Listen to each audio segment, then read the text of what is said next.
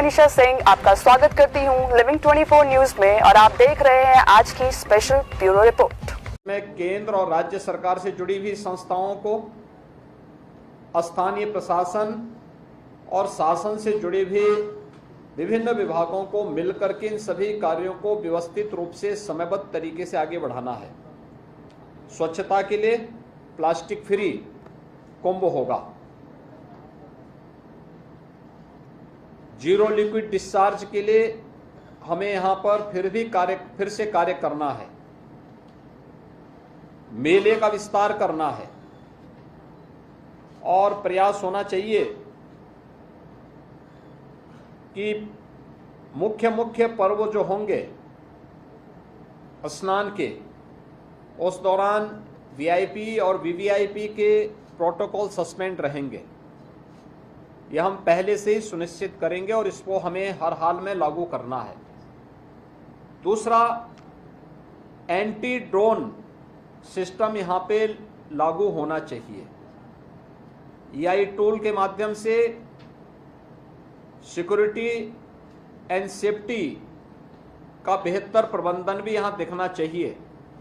और सबसे महत्वपूर्ण होता है, जब हम लोग इस प्रकार के किसी बड़े आयोजन के साथ जुड़ते हैं तो उस दौरान एक बात का जरूर ध्यान रखना चाहिए कि व्यवस्था से जुड़े हुए लोगों का व्यवहार श्रद्धालुओं के साथ कैसा है।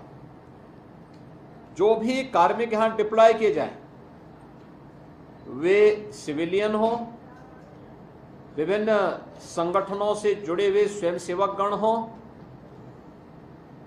या फोर्स से जुड़े हुए हों, यूपी पुलिस के हों, पीएससी के हों, होमगार्ड के हों या अन्य किसी भी विभाग के हों, उनकी काउंसलिंग और उनकी ट्रेनिंग बहुत आवश्यक है। कैसा व्यवहार हमारा होना चाहिए पब्लिक के साथ में, श्रद्धालुओं के साथ में। यहाँ पे श्रद्धालु आएंगे, उन श्रद्धालुओं के साथ हमारा व्यवहार कैसे होना चाहिए, ये ट्रेनिंग प्रयागराज कुंभ 2019 ने इस मामले में बहुत अच्छा कार्य किया था और मैं उस समय की टीम को धन्यवाद दूंगा कि उन्होंने बहुत अच्छे ढंग से सारे कार्यक्रमों को किया था। आज लोगो जारी हो गया है और मैं चाहूँगा कि सूचना विभाग प्रयागराज मेला प्राधिकरण के साथ मिलकर के सुनिश्चित करें कि एक तो उत्तर प्रदेश के अंदर हर जिला मुख्यालय पर, हर रेलवे स्टेशन पर, देश के हर एयरपोर्ट पर और अन्य प्राइम लोकेशन पर प्रयागराज महाकुंभ 2025 का ये लोगो अब वहां पर हमें डिस्प्ले करना चाहिए, ये आ जाना चाहिए। पॉजिटिव चर्चा को हम आगे बढ़ाएं, नेगेटिविटी के लिए कोई स्थान नहीं होना चाहिए। याद रखना कि हमारे पास तैयारी 2019 से बड़ी है। बरसात 2019 की तुलना में 1 महीने आगे तक चली है, तो इसका मतलब हमारा कार्य 1 महीने बैक चल रहा है। इसको हमें अतिरिक्त मैन पावर दे करके इसको हमें व्यवस्थित रूप से आगे और समयबद्ध तरीके से आगे बढ़ा देना है। इसके साथ ही प्रयागराज के अंदर जो मैंने पहले कहा, एक कुंभ का दायरा बढ़ रहा है, काफी दूरी तक जाएगा। हमारा प्रयास होना चाहिए कि जहां पे कुंभ का दायरा जहां जा रहा है वहां पे हम लोग बैरिकेड करें और वहां पे हमारी शेड लगनी चाहिए, टीन शेड लगा करके ऊंचा एगो बना लें और आने जाने की ही व्यवस्था करें, क्योंकि फ्रीक्वेंट बाहरी लोगों का या बाहरी किसी भी ऐसे तत्वों का घुसपैठ न हो जो सुरक्षा के लिए किसी के साथ खिलवाड़ कर सके। अभी से हम सुनिश्चित करें street vendors, e rickshaw, 3 wheeler, taxi चालक, अन्य प्राइवेट चालक, ट्रक या अन्य रेस्टोरेंट, होटल में जो कार्मिक हैं, इनकी वेरिफिकेशन, किराएदारों की वेरिफिकेशन की कार्रवाई ये सुरक्षा की दृष्टि से शुरू कर लें। सीसीटीवी कैमरा हमने ऑपरेशन त्रिनेत्र के अंतर्गत सेफ सिटी में यह निजी भागीदारी के माध्यम से भी, लोगों के सहयोग से भी लगाया था, विभिन्न संस्थाओं के सहयोग से भी सीसीटीवी कैमरे हम लोगों ने लगाए थे। हमारा प्रयास होना चाहिए कि ये सभी क्रियाशील होते हुए दिखाई देने चाहिए। रेलवे के साथ, सिविल एविएशन विभाग के साथ में, NHAI के साथ में, भारत सरकार से जुड़ी हुई जितनी भी अन्य संस्थाएं हैं उन सब के साथ भी हमारा एक बेहतर तालमेल रहना चाहिए।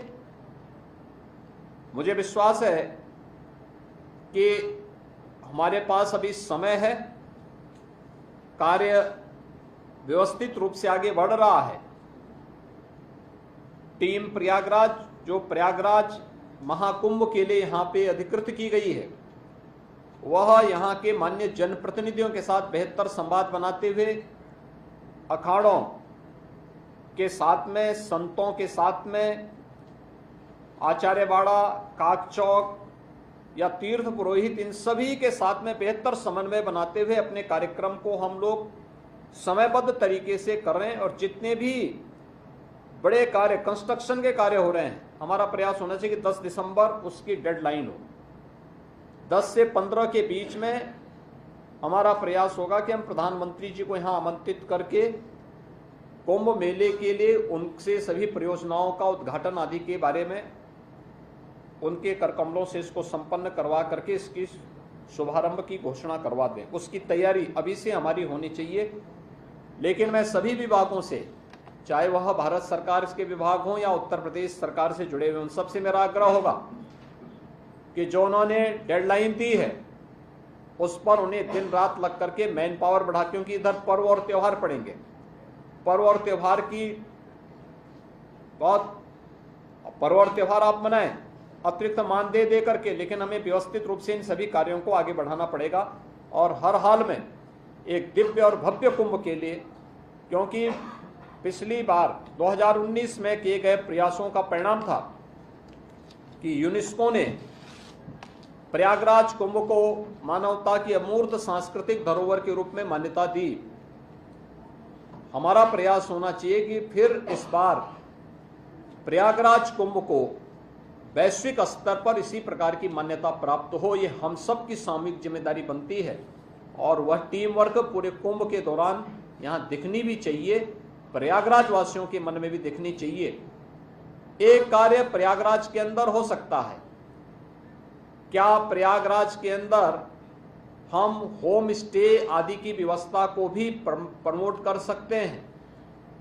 बड़े बड़े इवेंट के दौरान ये चीजें होती हैं, हुई हैं, और अच्छा होगा कि इससे उनकी इनकम भी बढ़ेगी और साथ साथ मैसेज भी जाएगा। अतिथि देवो भव का एक मैसेज भी बहुत बेहतर तरीके से आगे बढ़ सकता है। अगर इसमें कुछ प्रयास हो सकता है तो माननीय जनप्रतिनिधिगण, नगर निगम भी, पर्यटन विभाग भी, स्थानीय प्रशासन भी इसमें अगर प्रयास कर सकेगा तो इसका एक अच्छा वह मैसेज इसका अच्छा होगा। अयोध्या में बहुत अच्छा उसका मैसेज था, वो काशी में उसके अच्छे मैसेज हुए, अच्छा उसका मैसेज हुआ था। अगर हम कर सकेंगे तो अच्छा होगा।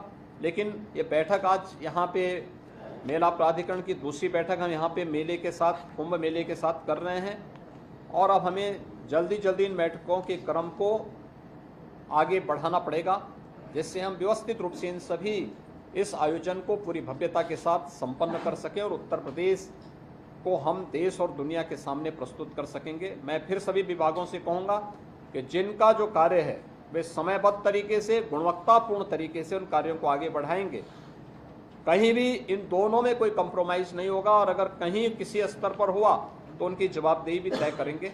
धन्यवाद। सर वो लाइट जल रहा था, फोटो नहीं आ रहा है लोगों का सर, वो लाइट आ रही है। एमओयू भी एक्सचेंज होना है, आ रहा है, बुला रहे हैं, पहले फोटो करा ले जरा। ये इंडियन बैंक का है। आ गए सर, इंडियन बैंक के लोग आए सर।